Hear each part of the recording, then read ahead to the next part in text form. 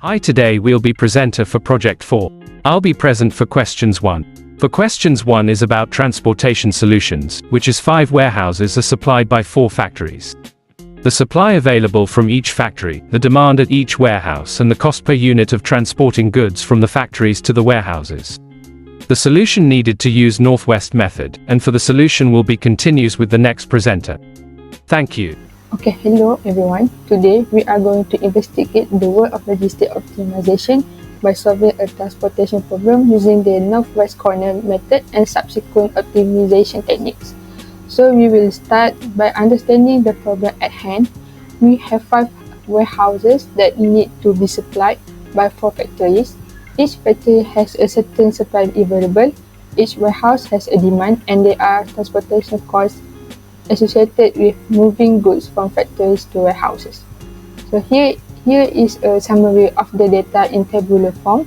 We have the supply available from each factory, the demand at each warehouse, and the cost per unit of transporting goods from factories to warehouses. Okay, while the Northwest corner method provides an initial feasible solution, it may not always be the most cost-effective solution. To further optimize our solution and minimize transportation costs, we will employ optimization techniques. One such optimization technique involves calculating the opportunity cost for unallocated cells. This involves finding the difference between the transportation cost of a cell and the sum of the cost of the routes that would be taken if that cell were allocated. Then we will select the cell with the most negative opportunity cost, indicating the most beneficial route to allocate the goods. This step is crucial in optimizing our solution and minimizing transportation costs. Once we have identified the most beneficial route, we implement changes to optimize the solution. This may involve reallocating goods and adjusting the allocation matrix accordingly. Then we will iterate through the optimization process, making adjustments to the allocation matrix until we reach an optimal solution where all supply and demand are met and transportation costs are minimized.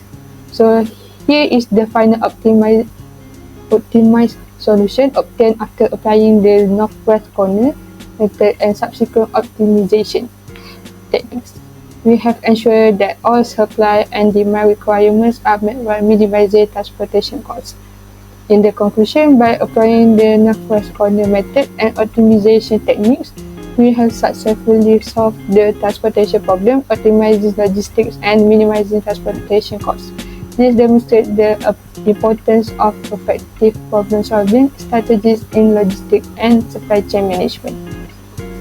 So I will pass our presentation to the next presenter to continue with another question. Thank you.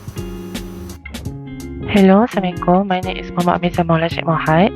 So today I'm going to present about question 2, which is chapter project management. So I will explain about the introduction.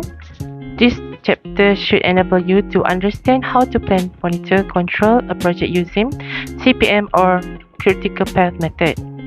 Next, illustrate a project using CPM network diagram. Determine earliest time and select times for each activity and the total project completion time. Schedule resources such as laborers, machine costs, and more over project duration using Gantt chart and resource scheduling chart. Calculate the probability of a project completion time and reduce total project time at least total cost by crashing the network. Okay, so this is the question. It given a diagram already. So all you need to do is find the critical path for each activity network and find earliest start, earliest finish, latest start and latest finish. So after you have a diagram, so you need to find the critical path first. So you need to list all the critical path and you need to choose the biggest critical path number. So as you can see here, critical path that I choose is number 3, which is 44. After that, you need to do the diagram like this. So as you can see, it have a 6 column. Okay, so each of the table has a 6 column.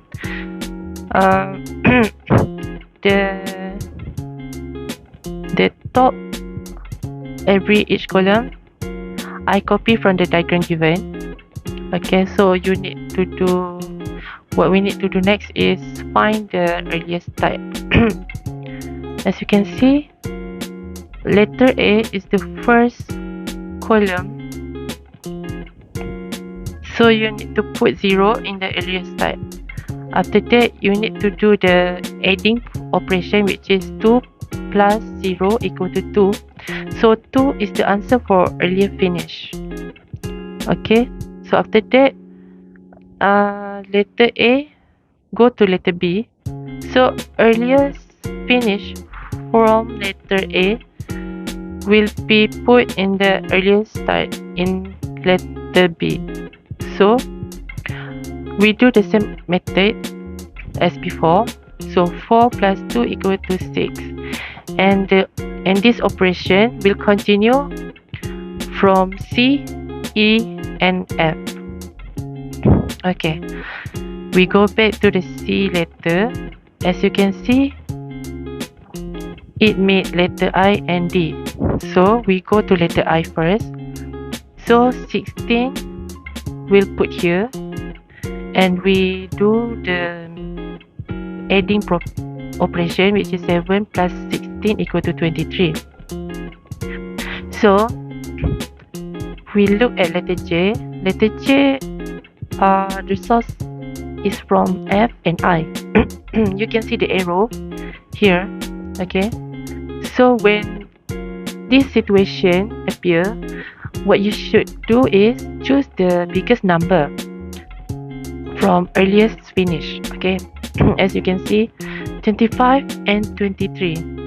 So I choose 25 because 25 is the biggest number. Okay, so and then you do the same operation, which is 8 plus 25 equal to 33. Okay, when this situation come, okay, like J has split into 2 letter, which is L and K. So you don't have to choose any number like biggest or smallest. You just copy and paste the 33 number. Okay, because L and K come from the same source. Okay, so when it comes to the letter N, you need to do the method that we do at letter J. Okay, need to choose the biggest number. So here we choose a 38 because it's the biggest number, and we do the sum operation, which is 6 plus 38 equal to 44. And then we go back to the letter C. So letter C meet D, letter D, and we copy and paste the number 16 and put it here, and we do the adding operation.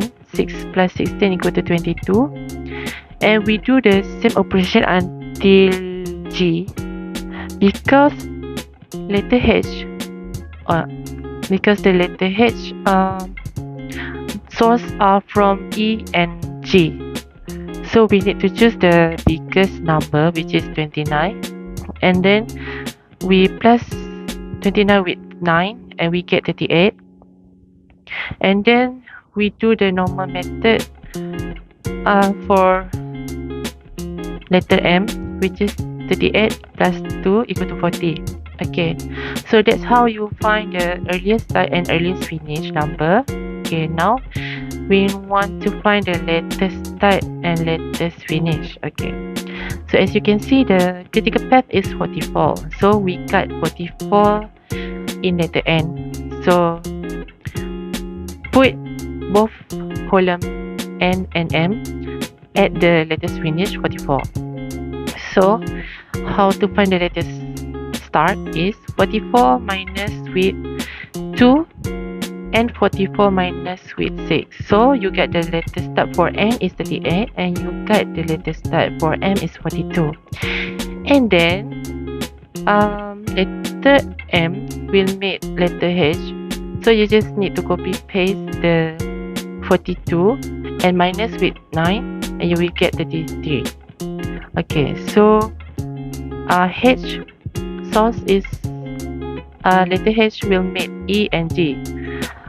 We cannot do E because the source of E is from F and H, so we need to do G first. Okay, so 33 will bring in here, let us finish. Okay, 33 will minus with 7 and you got 26. And after that, do the same operation until D. Okay, now look at N first. Okay, we got the letter start for N is 38 and we'll copy and paste and put the 38 number in the letters finish at letter L and K. And for J, you need to copy paste you need to choose the smallest number. Okay, so the smallest number is 33. And then 33 will minus with 8 and you got 25. So 25 number we'll put in letter I and letter F because the source split into 2. Okay, so and you will do the minus operation for I. 35 minus 7 we get 18 and you will stop here first and we look at the at letter F. So letter F you got 35, so minus with 5 and you got 20. So here is letter E that I tell you to not to do yet because we not found the letter start for F, but we got 20 here. So between 20 and 33 we choose the 20 because 20 is the smallest number. Okay, so we put 20 here and then minus with 4 and you get 16. And then we go to the C. Okay, between I, E and D we choose the smallest number which is 16. So we choose 16 in the letter E, put it in letter C at letters finish column, and then minus with 10 and you get 6. So 6 will bring into letter B and minus with 4 and you got 2 until and we'll do the same operation until A. So that's how you got the letters start and letters finish number. Okay, and the conclusion is project management is very important for the organization to control the project. A team leader needs to understand project life cycle, risk and risk management in order to create the strategy for the project to be successful. Applying the proper tool during the process duration estimation by considering that the iron triangle can lead to reach the goal of the project. Team project needs to keep in mind that when the project seems to not achieve the goal, they need to know when to stop it before they are going to spend beyond the budget. That's all from me. Thank you. Assalamualaikum warahmatullahi wabarakatuh. My name is Siti Rasha Muhammad Nizan and I will present to explain about the question 3. For the introduction, to succeed in toy manufacturing, precision is paramount with a focus on toy types A and B, and the crucial machine is 1, 2 and 3 where scrutinize the time requirement for each toy. This underscores the need for careful training to optimize the production. The question is explained about manufacturers makes 2 types of toys A and B. 3 machines are needed for this purpose and the time in minutes required for each toy on the machine is given below. Types of toys divided into 2, which is A and B, and machine divided into 1, 2, 3. So that the number is 12, 18, 6, will be 6, 0 and 9. They explain more about the question is each machine is available for a maximum of 6 hours per day. In the profit on each toy of type A is 70 ringgit 50 cent, and that on each toy of type B is 5 ringgit. Show that 15 toys of type A and 30 of type B should be manufactured in a day to get a maximum profit. Assalamualaikum warahmatullahi wabarakatuh. My name is Muhammad Enjoyy bin Muhammad Salan, and now I will continue to present about the result and finding for the question 3. Okay, so we have 3 type of machine, which is machine 1, machine 2 and machine 3. For the machine 1, for the type requirement on, we have 2 type, which is type A and type B. For the type A, we have 2 minutes, and type B, we get 6 minutes. Okay, so for the maximum available time, we use 360 minutes. Okay, for the problem solution, we have 12x plus 6y equal 360. So we have to simplify, and we get 2x plus y equal 60. Okay, next for the machine 2, we also have 2 type, which is type A and type B. For the type A, time required on, we use 18 minutes, and for the type B, we don't have time required on, which is 0 minute. And the maximum available time, we still use 360 minutes, and the solution is 18x plus y less than 360. So we simplify, and we get it x less than 20.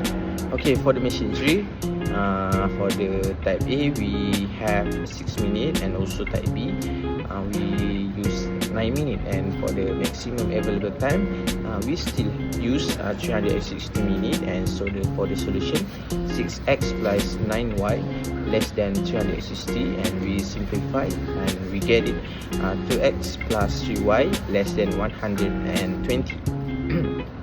Okay, z is equal 7.5x plus 5y, and x less than 20. So the solution is 2x plus 3y less than 120. So we simplify, and we get the answer is x less than 0 and y also less than 0. And we use the linear equation, 2x plus 3y equal 120. So we divide by 2, x equal 0 and y also equal 0. Okay, for x, 2x plus 3y equal 120, and then we simplify, and we get the answer, x is 0 and y is 40. Okay, so for the y, 2x plus 3y equal 120, and then we get the answer for x is 60, and for y is 0. Okay, so for the second, we still use the same equation for x and y. For x, 2x plus y equal by 60, and we get the answer for x is 0, and for y is 60. For y, 2x plus y equal by 60, and we have simplified, and we get the answer for x is 60, and for y is 0. So in this graph, we could find 4 intercept, which is A 0, 40, B 15, 30, C 20, 20, while D 20, 0. Therefore, intercept of corner point C 15, 0 is the maximum, which is make the value of Z is 262.50. For the toys A is 15 and toys B is 30. For conclusion, in the question number 3, in conclusion, our exploration of toy manufacturing has revealed a meticulous balance between production efficiency and financial gain. By scrutinizing the time allocation on machine 1, 2 and 3 for toy types A and B, we uncovered a strategic approach that leads to maximum profitability. The culmination of mathematical analysis points unequivocally to the production of 15 toys of type A and 30 of type B daily as the optimal solution. This synthesis of precision and profitability underscores the importance of data-driven decision-making in the dynamic landscape of manufacturing. As we wrap our calculation, it becomes evident that in this intricate puzzle of production, the key to success lies in the thoughtful orchestration of resource to achieve the highest possible returns. That's all from our groups. Thank you.